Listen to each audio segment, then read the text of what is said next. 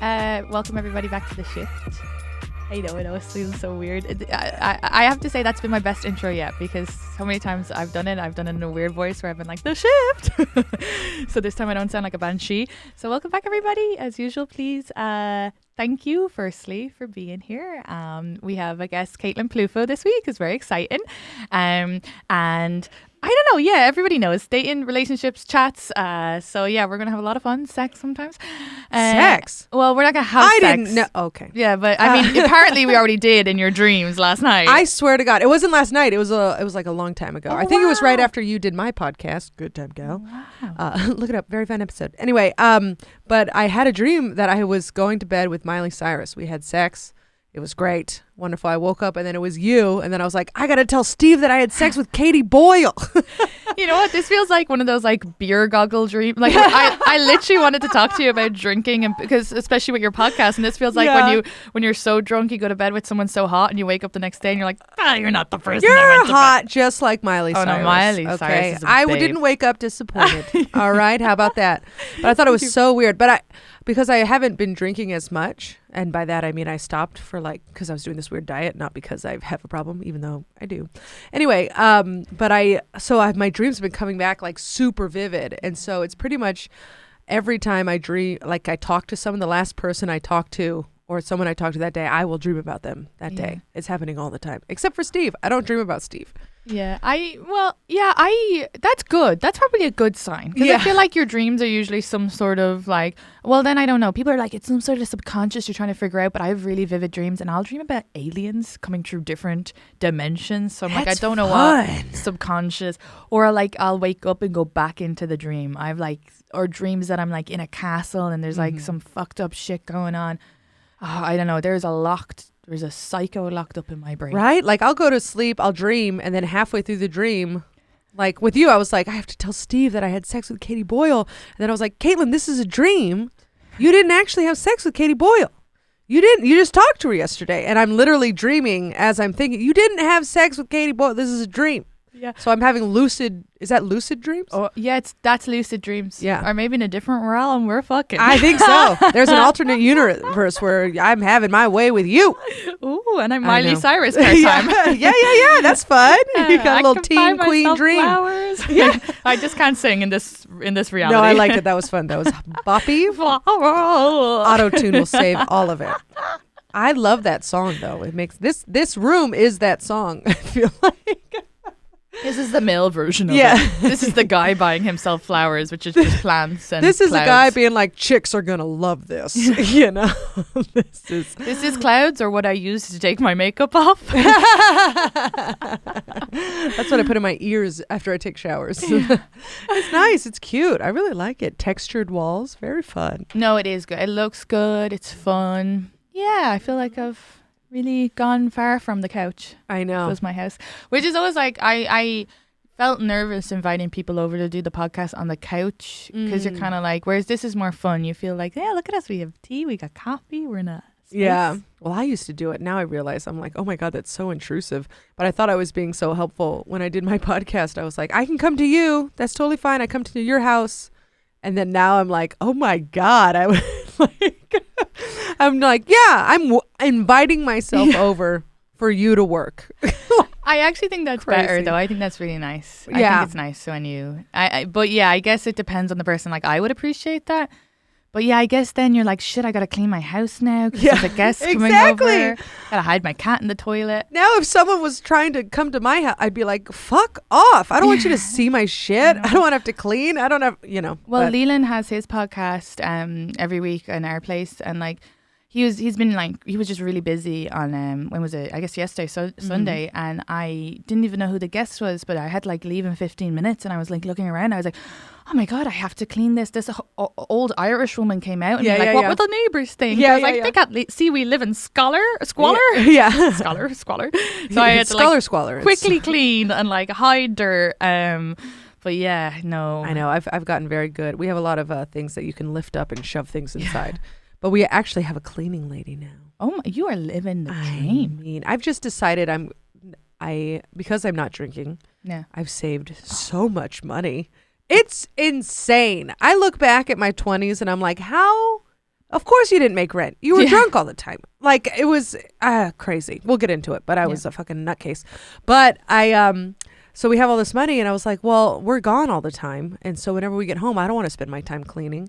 I want to make out with my boyfriend and play with my cats. So we've decided, I've actually had to force Steve to be like, we're getting a cleaning lady. She's going to come and she's going to vacuum, because if I have to vacuum your shit, we're going to break up. So I think that's a great problem solving, like, or a solution to, because you can start to build throw money at it. You can be like, fucking picking up your shit again. Like, I mean, I haven't had that with Leland, thank God. I mean, maybe he feels the reverse. It'll come. But I've definitely had it with like a partner back home where there was definitely more of these gendered roles, and I was like so busy, and then you're kind of like, oh, how did I go? Because especially if a guy comes from like mammy who's like doing all their clothes and feeding them, and then they come and you just get landed a whole fucking child. That you didn't. Steve lived with his parents before he moved here, and I was like, okay, I'm gonna beat this out of you. Yeah, different definitions of cleanliness, because they don't realize that the cleaning fairies were their parents. Yes, they don't realize. And Steve's he's gotten so much better. It's gotten much better.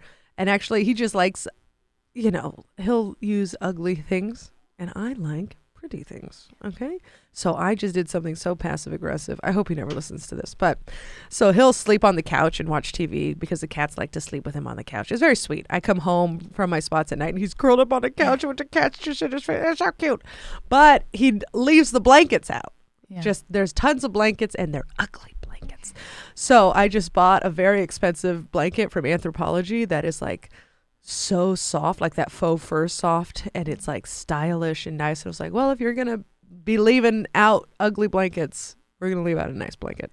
That's not passive aggressive at all. I'm like, that's normal behavior. I will not tell him. I will just get rid of the blankets and hide them and be like, look at this nut. Isn't it soft? Oh no, I think that's totally fine. Thank you. Maybe the listeners are going, the fact that I think that's fine.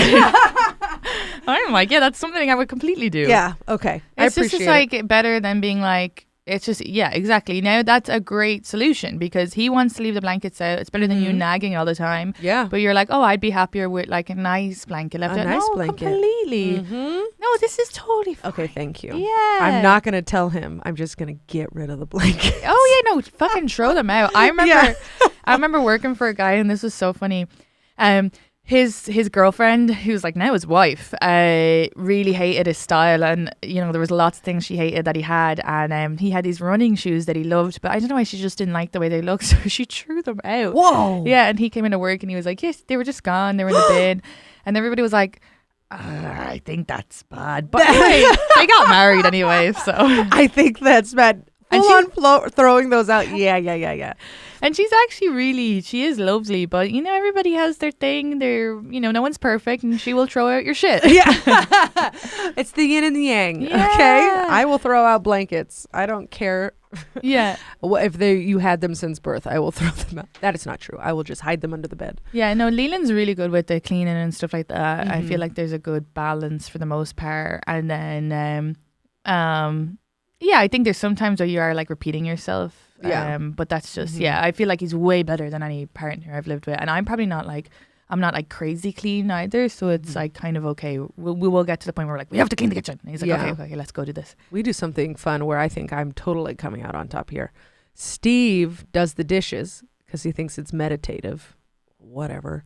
And then I make the bed. That's amazing. Sorry. That's the trade-off. He does dishes and I make the bed. Oh, that's amazing. Is it? I'm fucking winning. You're winning. No, 100%. I'm winning. I mean, making the bed is a 5-minute thing. The dishes. 5 minutes. You're right, like a minute. Yeah. I hate doing the dishes. They make my hands dry. Yeah. I hate the water gets too hot, too cold, and then you got to use soap, and then you're just like, I'm just swooshing around dirt. I hate the dishes. Leland says I would do this thing, and I get defensive about it.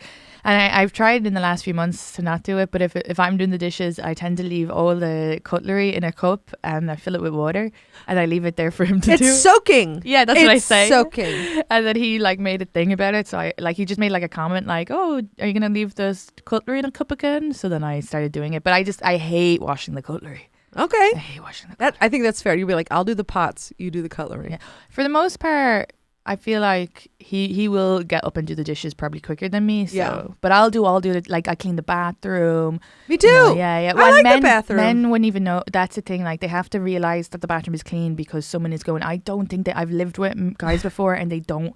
They're like they just think it's naturally clean, and it's like no, you're a filth monster. A filth monster. The way you shake off the piss on your dick gets it everywhere, or the hairs from their body, because they'll be like, oh, women's hairs I get don't stuck have in the that problem. drains. Steve doesn't have an inch of body hair. He has one nipple hair, and so I'm like, funny. "Ooh, can I pluck it?" He's like, "No, it's my good one." Yeah, but I bet Leland's a hairy beast. Leland is. He'll shave his face, and there's like hair. But in fair, I don't mind that because he picks up with all the other cleaning. So I think that's a good thing for listeners as well. If you're like if you're like, oh, he does, but just remember the other things to do. So like, and I'm sure he does the same with me. I'm sure there's things that he's like, for fuck's sake, For fuck's sake. but yeah, like hairs getting in the drain or whatever, which is different. At least with women's hairs, it's like located. But like with men's, when they shave, if they're a hairy guy, it's like fucking it. I'm like finding pieces of beard in the walls. I mean, and it's so gross because then they wash it, but then it just like if the drain's backed up, it just rises like a hair soup, and then it just clings to the side, and it's so gross. And they're like, "Oh, I did it." No, you didn't. Okay, you did nothing. But I love him so much. I'm gonna marry him. Yes, you are engaged. You know what? When he proposed to you, that was my fantasy proposal. How Leland would propose to me. Oh, really? So we can't do it now. Do it at Stand Up New York. You mean that place that sends me avails every month for forever? And I'm just like, okay, guess I'm sending this to the void. Yeah. But I'll fill it out. But I do love that hat I got off you guys in the pandemic. So thank you. Yeah. Great hats. Great hats. But yeah, no, I slid into Leland's DMs after seeing him on stage at your comedy club, just saying how he wanted a girlfriend and he doesn't like hooking up, and I'm like, perfect, that's all I need to know. So I always like had the fantasy, if he ever was to propose, do like a cute little thing with candles at your comedy club. But I know Steve did it. Did you guys also meet in New York? Or is it because you perform there regularly? That was the first place I ever performed. That room was the first place I ever performed. Yeah. Oh, that's very romantic. It was very romantic, and he knew. Well, he knew it's a club that we're both in at, and we both love Amy. Yeah. You know, and so the staff. The staff was so nice and supportive, and so he worked with Amy and Candy to kind of figure out the logistics. I had no clue. I was wearing these glasses. I could have just. I looked a little homeless, I won't lie.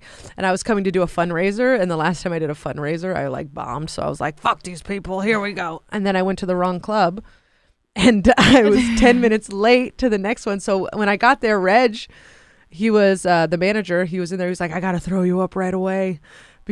And I could hear stand-up going on. They were just playing stand-up on Spotify. Oh my but God, I had no idea. But this is the best. I know. And then Oz was sitting at the front taking tickets, and then Carlin was shaking drinks and making drinks. And oh my God, they're actors. I mean, and I throw all my stuff down, I come running in, and then it's just him in the room. It was very I would have sweet. started I'm like nearly crying just hearing this story. I know. I called him a piece of shit. We deal with love differently. No, that's very Irish. I literally was like, you piece of shit. I had no idea what was going on. I was like, oh, is this a Zoom show? Like, that's my first thought because I'm so broken. Is this a Zoom show? I love how me hearing your story makes me emotional, but if it were me in the same situation, I would be also like, the fuck? Yeah. I was like, I need $50. Yeah, you stole my spot pay from me. I know. That was actually the first thing he said. He asked me to marry him. I said yes. And then what Steve does is he writes notes to me all the time. It's very sweet. And so he was like, here's a note. Because he's like, I knew I was going to forget what I wanted to say. So here's a note. And then he says, and by the way, there's no spot pay. I was like, son of a bitch. But I got a ring instead, which was worth way more. Are you wearing it now? No, I broke it. We're having fun. Is it worth way more than the spot pay? Well, the thing is, I know. You said that it broke. Well, the thing is, I'm very hard on my hands. I don't wear rings because of that. Yeah. And then apparently right here where they weld it, it just snapped. Yeah. And I think it's because the ring was too big. Okay. Slightly too big. He's going to get fixed and stuff? Yeah. We send it in where it's going to get fixed. It's going to be great. It's going to be great. But yeah, and so it just snapped, and it didn't fall off or anything. Yeah. So we just have to send it in.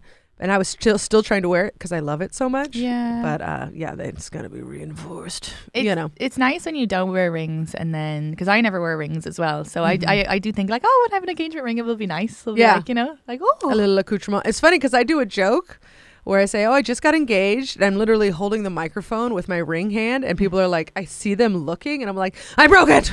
I'm a piece of shit. I already broke it. Yeah, they're like, is she gonna fool us and that this Yeah. engagement is off? You know, I one of know. those jokes. I hear so many comedians do that where it's like, yeah, me and my boyfriend just had this great conversation about moving out or something, but he's moving out or something like that. Yeah. And you're like, no, don't bring me on this roller coaster that I'm happy for you Yeah. and it's really over. Yeah. No, it's the joke ends up being calling him a little bitch, but it has nothing to do with being engaged. But it is fun. Yeah. I just did that joke in front of my grandma in San Francisco because that's my hometown. My grandma is 97. Wow. I know, and I was opening for Mateo Lane. Okay. It was wonderful. Yeah, of course. Oh my But, God, that's so great. Yeah, he's the best. So lovely, and we were in San Francisco. So it was just like gay mecca. It was so great. The shows were electric. He was fantastic. And then my grandma was like, this is just a fun little aside. Yeah. So Mateo's brother lives in San Francisco, and he came into the green room and he was like, Mateo, I didn't realize you had such a diverse audience. There's like a row of like 3 grannies all just sitting in a row. And I was like, that's my family. You're like, they're here for me. Actually, yeah, that's yeah. my fans. Yeah. This is my mom, my grandma, and my Aunt Laura all just sitting amongst all these beautiful gay men sculpted out of stone. Their granny's like knitting something as she's Yeah. watching. She's literally like, wow, this is a good looking crowd. I mean, my mom was drooling. She was like, I didn't realize. Where do we go find these gentlemen? They're I like was giddy. they're not India, Mom. And it has nothing to do with you. It's the fact that your anatomy is wrong. Yeah. But my dad was like, holy hell. It was great. It was so fun. No, that's But great. sorry, I got off track. I did a tangent. No, that's what we love. That's what we love on this Okay, podcast. thank Yeah. God, because I have ADD. So I mean, who hasn't? Every time, every guest has said they have ADD, and then I've retold the same ADD story for the listeners, so I won't do it again. But we all have ADD. yeah. Everybody has a version of it. I'm convinced. Yeah. I definitely stand-up comedians. Oh my God, I can't go on stage for more than 5 minutes without being like, whoa, why are you wearing that shirt? It's so what? frustrating because I'll have like when they say, so for the listeners, you need to get tapes to do fucking anything of importance. I know. And my comedy, I think what makes it fun is that I don't do a set list. I kind of go off whatever I'm feeling, whatever. Mm-hmm. So when I do try to do, I'm like, I'll see something. I'm like, stick to the set. I'm trying to get a tape. Stick to the. And I'm like, I need pajamas. I need pajamas. One guy wasn't wearing shoes in the front row. Oh, here, And you I have was to like, address that. I hate you. I'm Yeah. trying to make a tape. And you're literally like, oh, my Tootsies. I was like, you're sent from hell. I remember one time I was trying to get through a bit and there was something happening. I can't remember what was happening, but I was like, I need to get this. So I got through it. And then at the end, I was like, do you know how worth it those acting classes were for me to have to ignore you for fucking 3 minutes? People don't realize how skilled we are because we're the thing that they see is us telling a joke. And then we're noticing the whole room. Mm-hmm. And then we're thinking of what to do next. And so there's 3 things going on. So you have to have ADD because that's just an ADD brain. You're like It's true. thinking about coffee, but the laundry while having sex. And then like next week's shit. I don't know. It's just a It's wild. traffic jam of thoughts, but Yeah. that's like also navigating itself. It's very weird. Yeah. It's a nightmare. Your podcast, Good Time Gal? No, Mhm. Good Time Gal. Good time, gal. And you talk about boozing stories, which I thought was a lot of fun. Oh, yeah. And I think Irish people love boozing, and I think this is also related to like sex and dating because Mhm. I'm going to throw a statement out there, but I would say every person in Ireland was drunk for their first time or drunk Absolutely. for most of the times afterwards Mhm. until they ended up maybe in a long-term relationship. I can't. Yeah, it's yeah. I don't know how people have sex sober the first time. How do you have sex for the first time and be like, I have all my wits about me? That seems crazy to me. I feel like there needs to be a little bit of like inhibition released Yeah. if you're going to see someone naked and have them see you naked and be like, let's put that thing inside of my thing. Yeah. That's crazy. It's so vulnerable that you need a little liquid courage to be like, yeah, that makes sense. They've been doing it for centuries. Fucking stick it in, you know? I think we're all like, I think it's sad that we have to do that because I think wouldn't it be great? Yeah. I mean, it'd be great to be like comfortable with your body and not give a shit. Wouldn't it be nice? And, but you know, like all these like, because then as well, when you drink for sex, it's so many problems, you know, it's like men can't get it up. Also, this whole whiskey dick feels like an Irish slur, okay, because Irish people drink whiskey and Irish men drink a lot of it, and then whiskey dick is not being able to get hard. But it's all booze. It's like beer dick, but then whiskey dick feels very pointed at the Irish. I know. Well, I did date one Irishman from Ireland, not just, you know, from Boston. But he was truly Irish and he had a flaccid penis. Okay, we'll say that. I won't call it whiskey dick, but he was just always soft. And then but because he probably drank all the time. He drank all the time. Yeah, it's definitely a correlation. It was a mess. It was so bad. But the same is for women, because I did some research about it on the train here today. But according to Healthline, because women struggle with getting orgasms anyway, which you have a great joke about, which I love. And I'm pretty sure I've 100% quoted it on this podcast. And I've always said Caitlin Peluffo's joke. Oh, great. It's the one about how men have broken themselves by the time we figure out our body, because then they're like having to watch this crazy porn. And we're just learning to masturbate, because I didn't learn how to orgasm until like my late 20s, like 28 or 27. But they said in this thing, they were like, women think that it like maybe one or two. So for men and women, one or two can help, you know, because you're a little bit like, ooh, I'm sexy. You're living this prophecy of it'll make me feel sexy. But actually, the more you drink, it affects having an orgasm because it stops the blood flow from rushing down. So even for women, it's the same thing. You're going to struggle with orgasming. Yeah, ours just isn't so overtly embarrassing. Yeah. We can fake it. We can fake it. Ooh, that's not how I come, by the way. Be wild. Just like a monkey, howler monkey. Did you come or get stung by a bee? What's going on? If it's going well, both. I'm sorry, that made no sense. Well, it could if you were in the wilderness. It doesn't matter. I find I can have an orgasm easier if I'm stoned rather than if I am drunk. Interesting. So maybe because you're stoned, you're so relaxed. Yeah, I'm so relaxed. My shoulders are down, as they say. Shoulders are down, and you feel everything, like all your nervous system. Yeah, your senses are heightened. You feel everything. Every touch is like, that's why I will not have sex on Molly. Okay. Because that's like, then you'll never come again. I feel like I'd be afraid I'd have an aneurysm. Oh.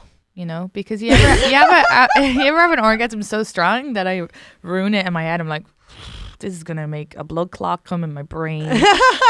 Good job, Leland. And I've only done ecstasy by accident. Someone put it in my drink. Oof. Do you hear me? That's such an Irish. It was an accident. No, I was spiked. It was a whoopsie doodle. Yeah, we call that an Irish hello. Sorry. Yeah. It was. I was like, oh, I can see the music. Yeah. So if I had an orgasm, my brain would have exploded for sure. Yeah.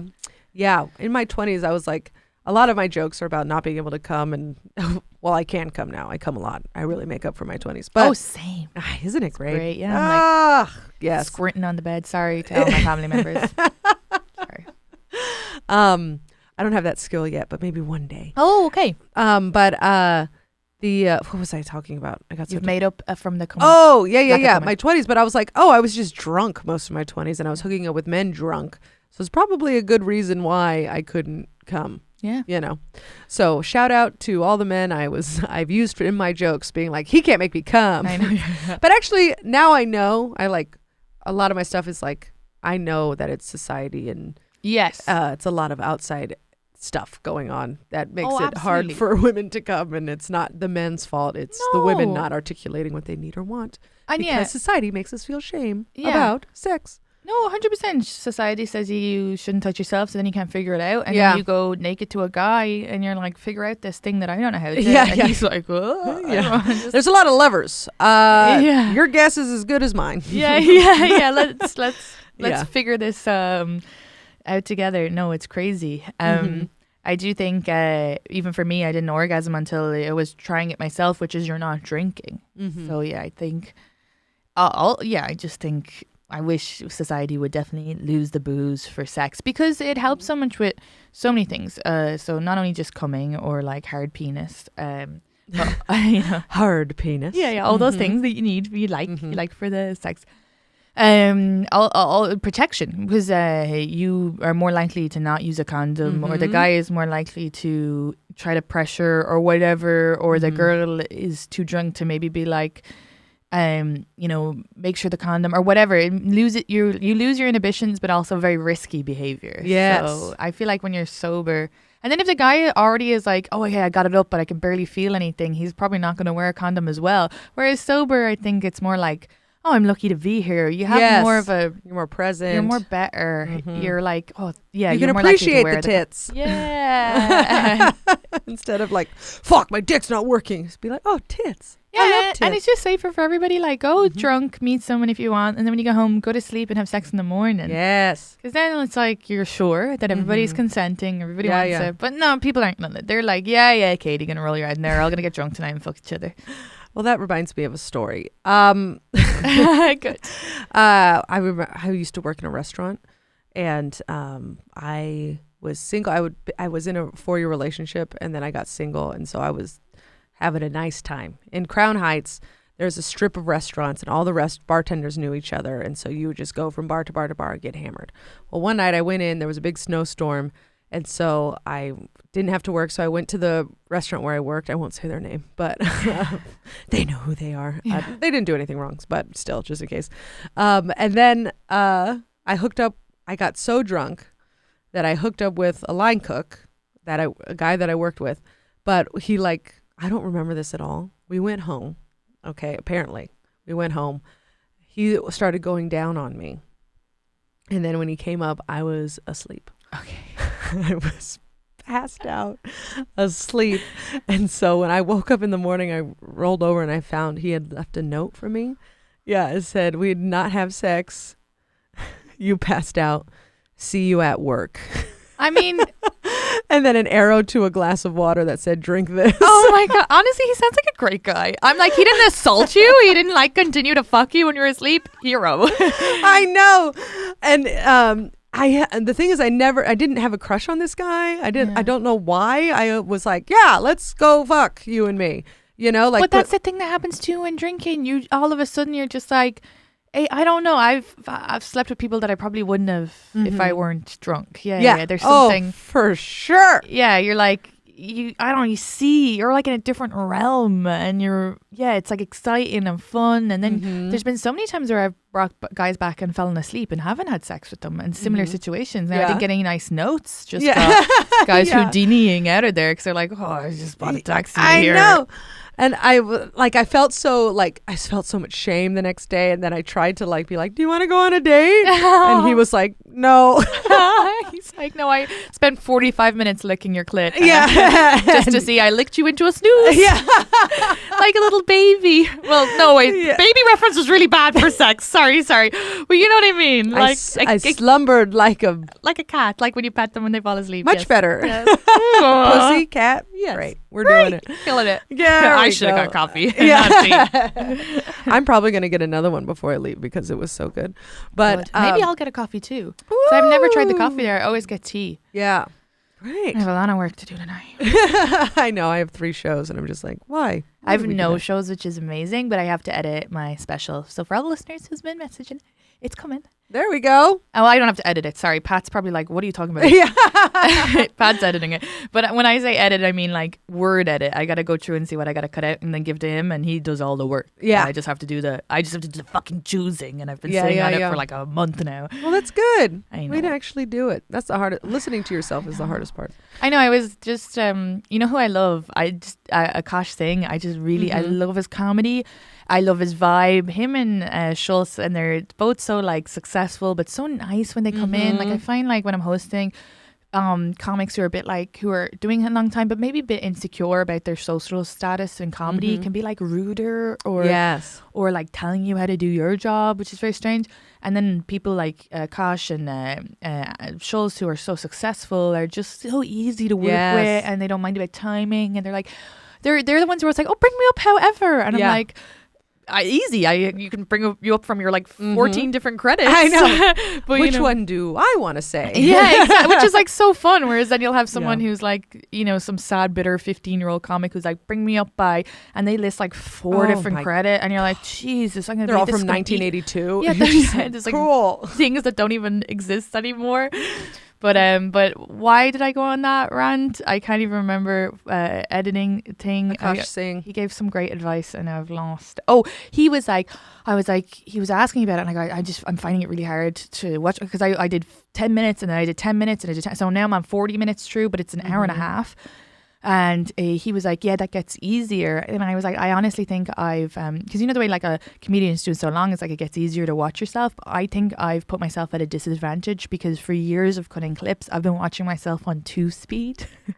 So because I don't like to watch myself, so now all of a sudden I have to sit down, and this is the first time I'm really, because I would just watch it on 2-speed, which sounds how I would have sounded back in Ireland, so that's fine. And I'm just finding the laughs, chop it up, put it up. But this is the first time I'm like really sitting down for a long period of time watching myself do comedy. I've never I don't 2-speed is so great. What a good idea. Yeah, I might have to do that because I literally watch myself, and I don't clip them up myself. I literally pick the timestamp and send it out. Okay, great. Yeah, but I still have to watch myself. Yeah, I'm just like, go fuck yourself. Yeah, I hate myself. Yeah. I mean, when I'm talking about like, wow, you cursed again for no reason. Good job, Caitlin. I know. Frickin' moron. How about that? See, I changed it. Yeah, I do. That's one thing I hate about America. And I have the whole joke about saying cunt and how you can't say cunt, but you can buy guns, which is very frustrating because, especially for comedians who want to do TV, I always feel like that's going to be at my detriment because I curse so much naturally. Yeah. And every time I've tried to take it out, there's something how like I'm aware that I'm not saying it, so I don't feel, but yeah, whatever, fuck it. I don't care. I'm still going to do TV. Fuck yeah. I'm on their Instagram. You eventually are able to do both because I mostly work dirty. I'm disgusting.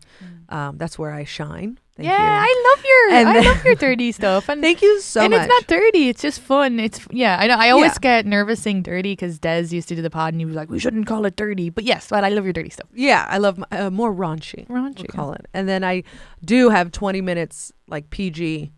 That I can open for people who want me to be PG. Oh yeah, and I can be clean as well. But every time I go to get like a tape, I just end up having fun and saying. But yeah, no, I can do clean as well, absolutely. But it's just my funnest is when I'm just being natural and I just automatically. But yeah, I am. Even the last night, I say like fucking. If I'm leaving, you're fucking leaving too. But I was like, I'll try with if I'm leaving, you're leaving too. And it's just an extra like. Yeah. Yeah. Sometimes I like because my partner Steve, he works clean. Yeah, completely. He's so clean. Doesn't even reference sex, nothing. And then I go on and I tell these jokes, and then I get a clean opportunity, and I'm like, what am I gonna do? And he's like, Caitlin, these jokes are all clean. Yes. You just need to say different words. No, it's so true. I'm like, what? He's like, yeah, just stop saying fuck. Yeah. And also instead of saying boner, say aroused. I remember Sean Finnerty saying the same to me when we were doing these Irish shows, and he was like, it's just unnecessary to say fuck 30 times in 10 minutes. They're all clean material, but you just go fucking this, fucking that. Yeah. I'm like, okay. Yeah, I am what I am. Yeah. Wait, so we so drinking, that's a great booze story because also I think it worked out for the best because you didn't like him anyway. No. And you didn't sleep with him. No. Well, no, he still saw me in my most vulnerable state. But and his head was his face was in your vagina. Between my legs, literally, and I had not prepared to have sex that night. So it was very Italian. Yes, we'll call it that. But I like that time in my life was so I don't regret it at all. Mm-hmm. That whole, I think it was like a 6-year period where I just went crazy. Yeah. I was also like trying to half in, half out, trying to find love, but then also fucking a bunch of 21-year-olds and doing a bunch of blow. So I was like, wow, blow like cocaine. Yes. Wow. Yes. No, the movie. No. I'm like the thing that whales do. Yeah. Sure. All over I just my get chest. confused with the words. Oh my god. We're having fun. The 20s. Yeah. But because I ended up, I have a joke about it, but I had sex with 4 line cooks and 1 sous chef. Thank you so much. I just The whole back of house. Yeah. But if you've ever had sex with a line cook or hooked up with one, they're so much fun Oh yeah. because their hours are the same as comics. They want to party. As soon as they get off, they're ready to fucking go. Yeah. And they always have drugs. They're always boozing. And they're silly, silly fun time. Oh, it was great. So I just did that. And then the last straw, I had met Steve. We were friends. We both got single at the same time. And I was like, I think I really could like this guy, but I just got out of a relationship, so I want to kind of pump the brakes. I need to be single for a little bit. Yeah. And there was this guy who was the coke dealer of the neighborhood. I don't believe it's his real name, but I called him. His name is, but I think Probably that's not his real name. name. Unless his parents wanted him to be a drug dealer. Yeah, exactly. That's not his real name, so it's fine. But actually, I don't know if I should say that. It doesn't matter. Who gives a shit? This is just real. Try and tell me this didn't happen, okay? But take out his name because I called him a coke dealer. Okay. 35 minutes. Yeah, 35. Take out. Let's call him. Well, yeah, whatever. We'll call him Devin. Devin. Imagine that was his real name. Yeah. So he's beautiful. He's a beautiful man.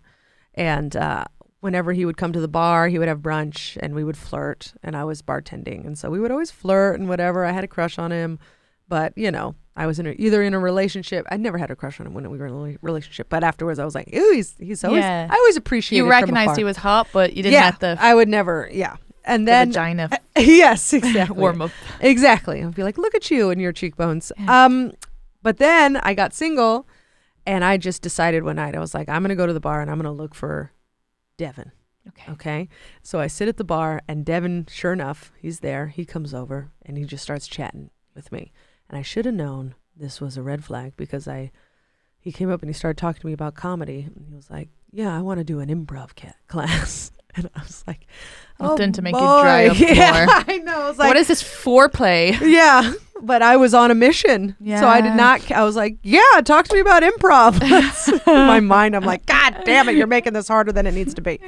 And so we end up going back to my place and he's being awkward, but he wants to come, and so we're not kissing or anything. We're laying on my bed talking and having beer. And then eventually I'm like, what are we doing? The sun was coming up. I was like, what are we doing? And he finally was like, okay. And then he kissed me for promptly 5 seconds, took off. We started to have sex. My top and stuff is still on. Just, I was wearing a skirt, I think. Oh, he didn't even undress you properly? No. And then before I could say, hey, we should use a condom. Oh my God. Before I could even say, hey, we should use a condom, he pulled out and came on my shoulder. It was so fast. Wait, so it was in, yes, out, on your shoulder yes, before you're like, hey, actually, we should use a condom. Yeah, we hadn't even started having sex. Like, it was so bad. No foreplay, no nothing. And I was like, oh my God. And he was like, oh, did you come? And I was like, obviously not. Yeah, did you? You didn't even think. It was wild. And I was like, okay. And he's like, well, I gotta go. And I was like, ew. And so he left. And I was like, is this what dating is? I can't do this again. I'm going to date Steve. Good. I'm glad that shoulder comer. Yeah, I know. Really, I was like, what distance? Incredible. I mean, and I was like, why am I not dating a nice guy and being like, let's play the field? It's like, no, let's go for the guy you know is a win. The guy who's going to make an effort to make you orgasm no matter or what. Or just at least someone I can have a nice time talking to. Yeah. You invested hours as well. I hate when my time is wasted. Yeah. I'm like, I gave you 8 hours. I took shots of whiskey. I was sitting there listening to your goddamn improv stories. And then I asked my friend who also slept with him. He's, it was very incestuous in Crown Heights. And she was just like, yes, from leaving the bar to him leaving my apartment, the whole ordeal took 5 minutes. Jeez. And I was like, what? She was like, yeah, we walked to my apartment. We went upstairs. We started having sex. He finished and left all within 5 minutes. And I was like, God damn. This is why you stay away from beautiful men. Okay? Beautiful, gorgeous man. And also, it's like totally fine if he has a condition and that happens, but it's like, eat you out. Go something. Make you come. Make the whole thing make the thing so much floor play that by the time you have sex, you're like, yes, please come quickly. Because this is like, do anything. But it was so awful that I was like, that sex was and fast. So bad that it fucked me into monogamy. It's like, I'm ready to get married. You should speak for the church. I know. You're like, let them be whores. They'll come back. Yeah, this is what happens when you fuck a cocaine dealer, okay? Yeah. They come on your shoulder and then you'll want to get married. This was like, when you hear stories that remind you of your own trauma. Because when I first came over, I really wanted to just like have fun and have casual sex and all of that. Because I had come out of a 3-year relationship. We lived together, and then I started having a like fun casual sex in Ireland, just like drunk hookups or whatever. And then I kind of started hooking up with my ex again, who was a fucking nightmare of a human. Yeah. And then I moved to America, and I was like, okay, I want to have fun, and and also all of a sudden as well, I was like a bit of a fetish because the accent, the Irishness, and guys tend to, it's something different, so they're like. And there was this guy I met on Tinder, and he was just gorgeous. He was like tall, Puerto Rican god, just so fucking handsome. And he was like, he came back, and again the talking for hours. It's like, come on, where's this? And then eventually we go to a kiss, and he goes like, I'm gonna fuck you till the sun comes up. You're like, what, in 3 minutes? 100%. I saw the sun come up as he was asleep on my body. He fell asleep on me 2 strokes in. No. Yeah. And then now you just got a paperweight now I have a huge man on top of me. I have not yet come. Jesus. The fucking till the sun comes up, more like a f till the sun comes up. Yeah. Disaster. Ugh. I mean, I'm so glad that part of my life is done. Also, in your 20s, you're able to get wet without foreplay, and they can just stick it in. Once I hit 30, I need like foreplay. I need a lot. I need get a candle. I need Enya. I need it all. Yeah. I need Enya. Yes. I know, like, oh yeah, I'm so glad that I'm in a. And vibrators and the whole shebang.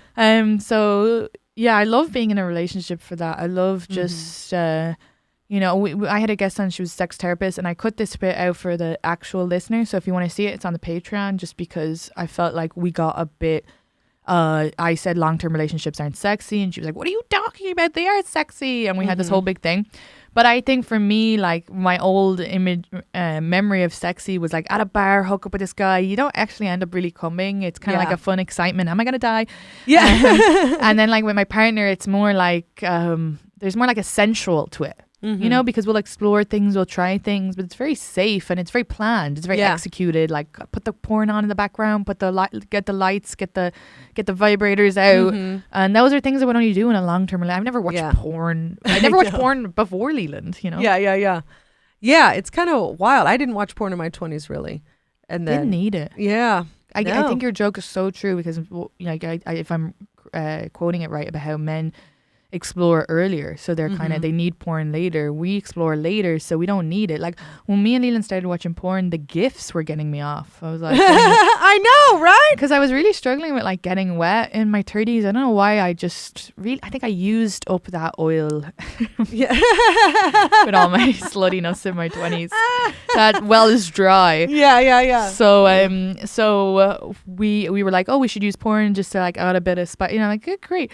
And then he put it on, and I was like, good to go with those little gifs, just the naked titties or whatever. Now we watch stuff, but yeah, it was funny how and especially when I heard your joke at that time, I was just starting to watch porn, so I was like, it is so true how like sensitive I am to it now, and how desensitized men are because of they start so young. I dated a guy. I remember it was near the end of our relationship, but he watched so much porn that he had a hard time finishing. And so, but I was like, I'm fucking determined. And so we finally figured it out. And then he also quit watching porn, which was great. And then by the end of our relationship, I realized now it was because I wasn't attracted to him anymore. Not in a physical sense, but we were about to break up. Yeah. And so I wasn't wanting to have sex with him because emotionally we were kind of on different paths. Yeah. But at the time I was like, well, maybe we should watch porn. He's like, Caitlin, I was just addicted to porn. I got out of it. And now you're like, well, let's do it. And I was like, you're right. That was like pretty fucked up. Saying to an alcoholic, we don't have any fun anymore. Let's go have one drink. Yeah. That's exactly it. What a piece of shit I was. Walking him off the edge. But people don't realize as well, I think the whole porn addiction is just coming into light recently. Yeah, because I'll ask crowds. I'll be like, guys, because I'll do that joke and I'll be like, who's into it? Yeah. Or especially the younger ones. I'm like, if they're in their 20s, I was like, does your dick work?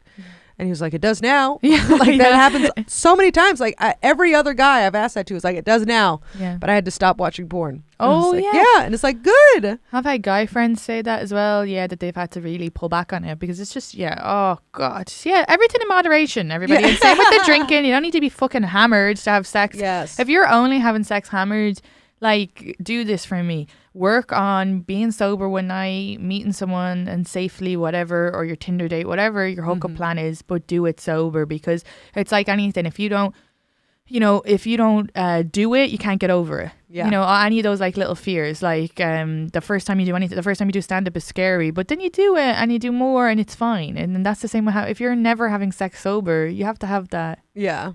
Andy Haynes has a great joke about that. He was like, I'm sober now. And so having sex with another sober person is the most awkward. It's just two adults standing in the corner, slowly undressing, making eye contact. I mean, it is. I butchered it. It's very funny. I think it's on his special. So but everybody go see it. It is true that it is more awkward. There is something about when you have a couple of drinks, how all of a sudden you guys are just in tune and your body's like swirling around and like I was saying to Leland that we should do. He totally took offense to this, so I don't know if I should keep this in, but we'll see. I'll decide by next week. But I was like, we should do salsa lessons just to be a bit more in tune. And I think like he was like, well, we have fantastic sex, but I do think that maybe because we always have sex sober as well, we never have sex drunk, that maybe that would help as well, just getting our bodies a bit more in tune because he's way taller than me. And I can't imagine you two having any rhythm. I know. And I don't mean sexually, just like, I'd love to see you in a flash mob and just see what this Irish ass. Leland has no rhythm. I know how to move my hips, but that's because I've got Latinas. Okay, my girls taught me 8 years ago. So that's the only thing. I just know how to move my hips and my feet. But I 100% think if we did salsa dances, like A, that's so sensual, and B, that's gonna get a bit of rhythm. Yeah, I think it would help for like, because you know you can have like doggy style on top, all these things, but it's the moving in between it where someone steps on their foot or like, especially with Irish people. I mean, Leland's not Irish, but he's got some Scottish in his blood. Just clunk, clunk. He always steps on me. This has been a big thing in our relationship where we're walking down the street and I don't know how, but Leland always steps on me, and he's a large, tall man. Do you know what I mean? It's like, you're gonna break my toe. And the only thing I invest my money in is sneakers. And it's like, how does this keep happening? So that's our conflict. Yeah. He steps on my white sneakers. God damn you. Yeah. With his giant man feet. Okay, so let's see. Oh, and Gate. Oh, yeah. When you said that you and Steve were talking, how did it get to the point where you guys decided to be? Because I feel like for me, I decided to be with a nice guy. So I was like kind of actively looking for that, and I wanted a relationship. And if I could go back in time, I would tell myself to have more fun with being a whore, and enjoy it more. I think I was always trying to look for relationships out of these casual things. But for you, what was the thing with Steven that you were like, oh? Well, he was in a relationship and I was in a relationship. And the guy I was in a relationship was great. He was so sweet, a good guy, nothing bad to say about him. But we were at different points in our lives. You know, he was still in party phase and I was getting more serious about comedy. And I was older than him. I was like 4 years older than him. So I was like more serious. Yeah. And so we were falling apart. But during this time, Steve and I were writing together. Okay. We had met at a comedy festival. And so he always made me laugh. It was silly, but I never saw him that way because I was in a relationship. I could do blinders, you know.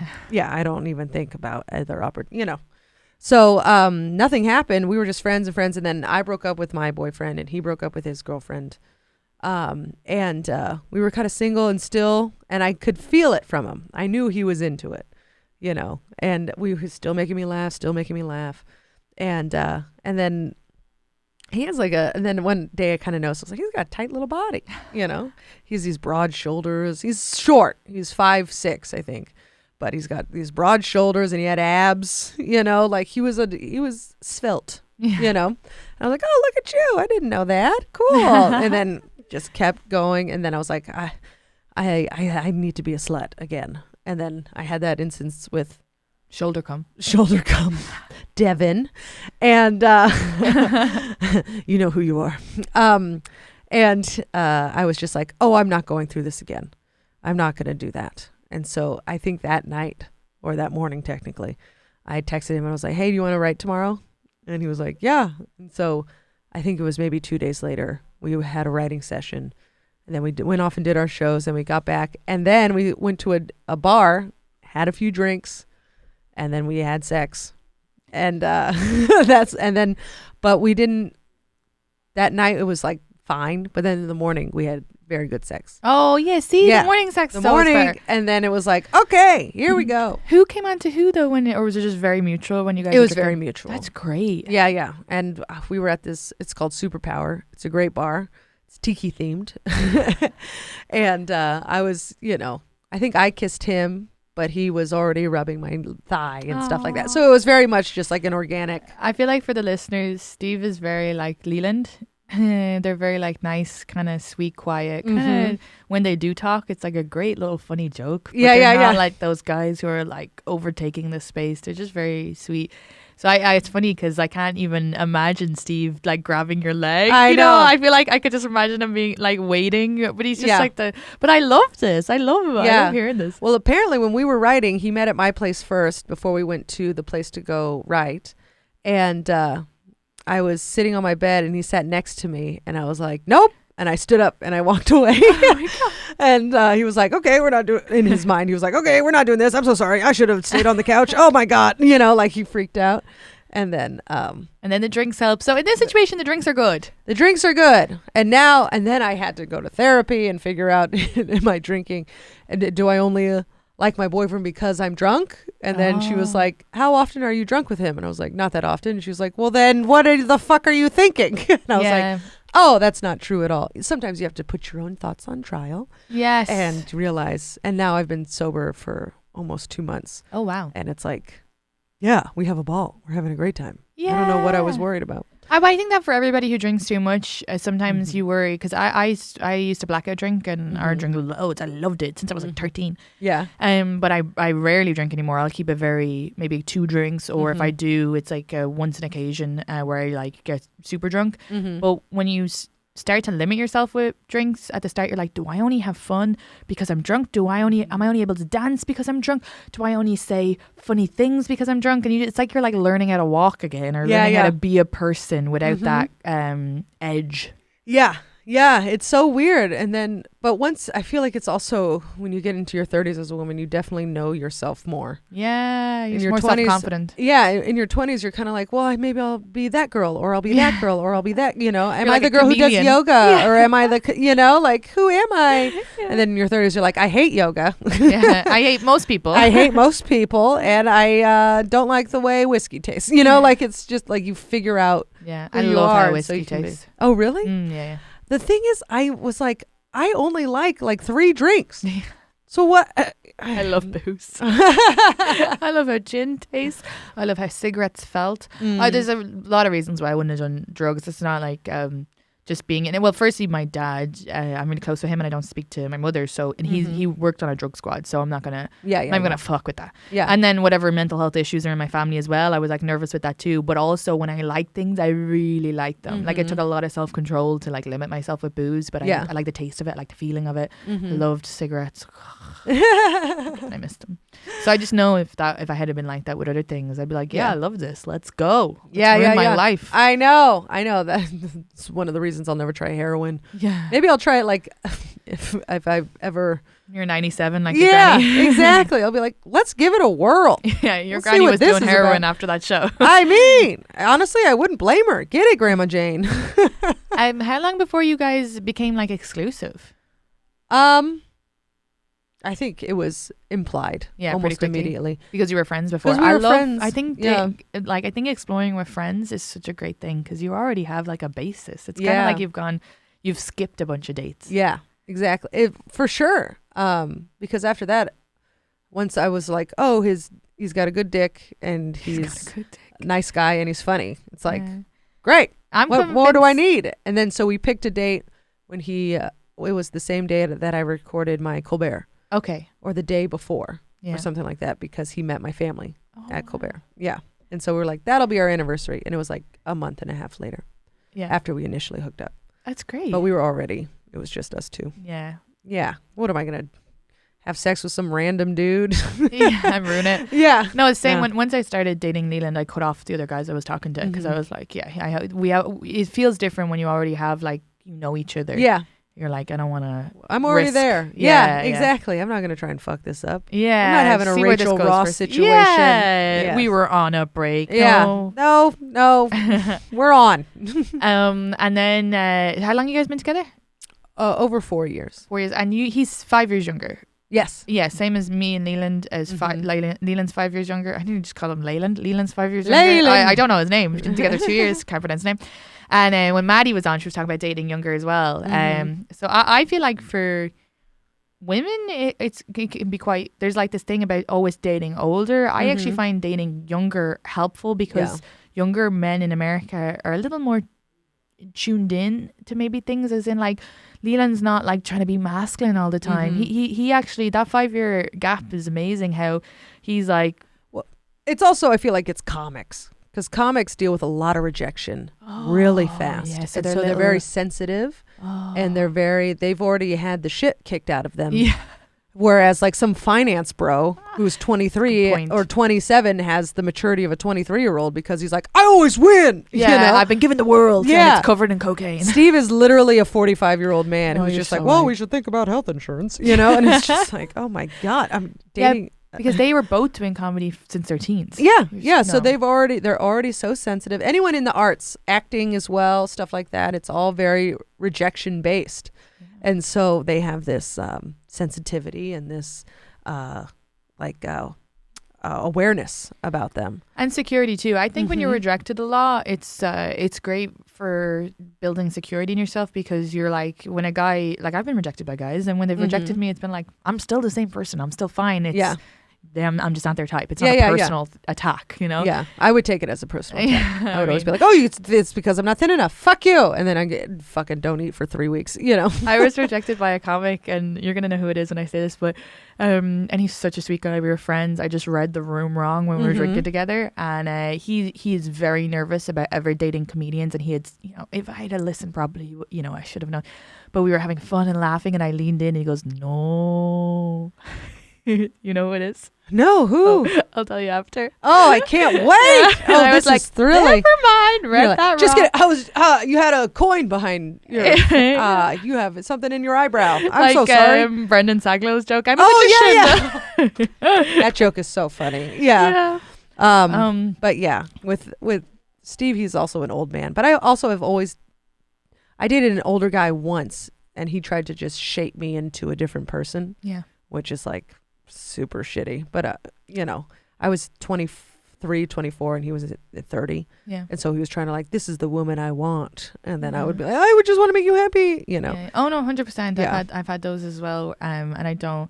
I dated a guy who was like, he was on his path to marriage, Yes. and being like, you need to want these kids, you need to do this, you need to do that.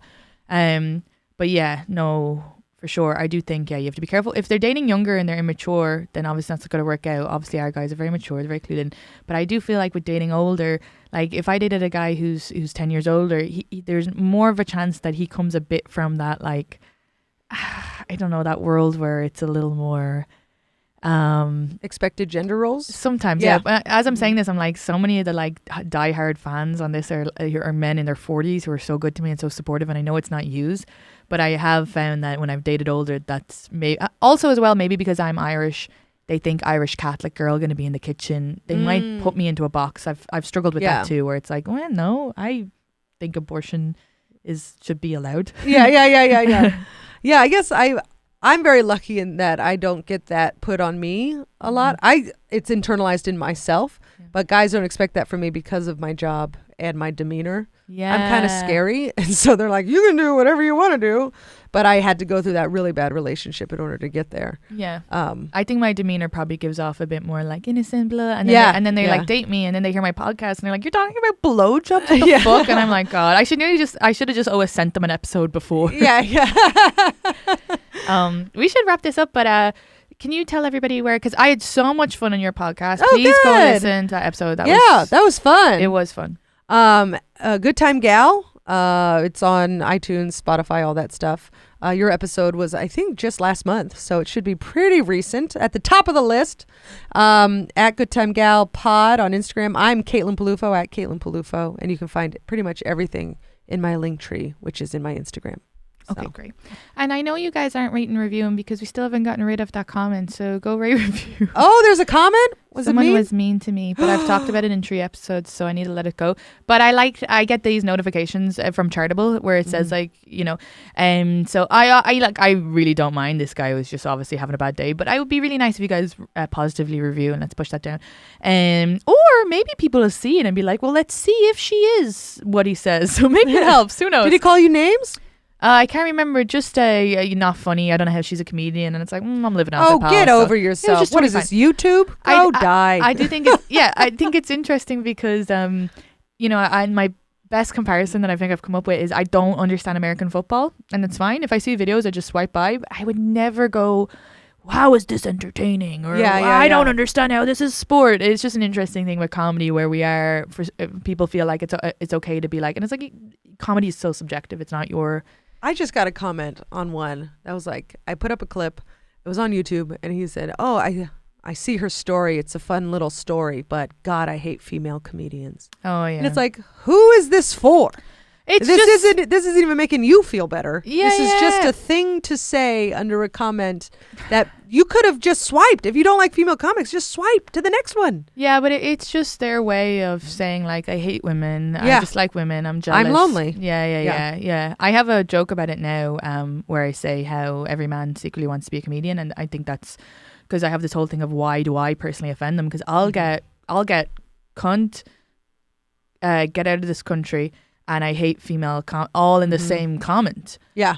So there's like anti-woman, anti-comedian, or this isn't funny. And so I've wrote a bit about it, but I do think that there is an element of them seeing it and kind of jealous. Yeah. And feeling like women are this, equality. She got to do this now and I can't, so it's just like a weird when it's like, dude, whatever, get back in your basement. It's always so funny because I'm aggressive on stage and I call out men and I ask them uncomfortable questions and I make fun of the way they look. Not even make fun of, but I point out the way they look and stuff like that. They're like, if a man did this to a woman. And I was like, why do you think I'm doing it? Yeah. That's been our whole history. Mm-hmm. It's literally... Anyway, they just don't get it. They're like, if a man did this to a woman. I was like, you think there in the history of life, no man has ever been like, woman, do you shave your pussy? Yeah. You think that hasn't happened or still happens? Yeah, or are you really wearing that out? Like, oh my God, I've had so many partners say that to me. No, it's true. And I will say that it takes all my effort not to reply this, but sometimes I will, where a guy will say, like, this is terrible. You're being so mean to him. Like, if roles were reversed. And I was like, please go to all the others. Please, I hope you're commenting on all the centuries of comedy where they're making fun of women. Yeah, exactly. Please. And mine isn't even that bad. It's like I posted one joke where I said, this is obviously this is probably an element of reverse sexism because if I see a woman alone, I'm like, you go girl, and if I see a guy alone, I'm like, we're all gonna die. Yeah. But I do say in it that I'm like, this is my own bias sometimes. And a guy was like, this is so mean. And I'm like, you didn't even watch the joke probably because I specifically said this is my own bias. Yeah. Based off fact, you all try to murder us, so stop doing it. Yeah, stop trying to kill us. And go to the Patreon. It'll be up here a week earlier. I put bonus episodes just where I tell my own little private personal stories. And then I keep sections of these episodes just for the Patreon only. Sometimes I don't, so who knows? So get on over there. I'll write on it if I do. Like last week's episode, I definitely did, but I don't know if I will with this one. It might be just fully up on YouTube. We'll see how it go. It's always a roller coaster, but I love you all, and thanks so much, and thanks Pat as usual. And if you're, if you want to use the studio, make sure to message him. Don't be messaging me. Message Pat. His Instagram is in the bio, or Beautiful. Not the bio, the description. I love you all. Bye.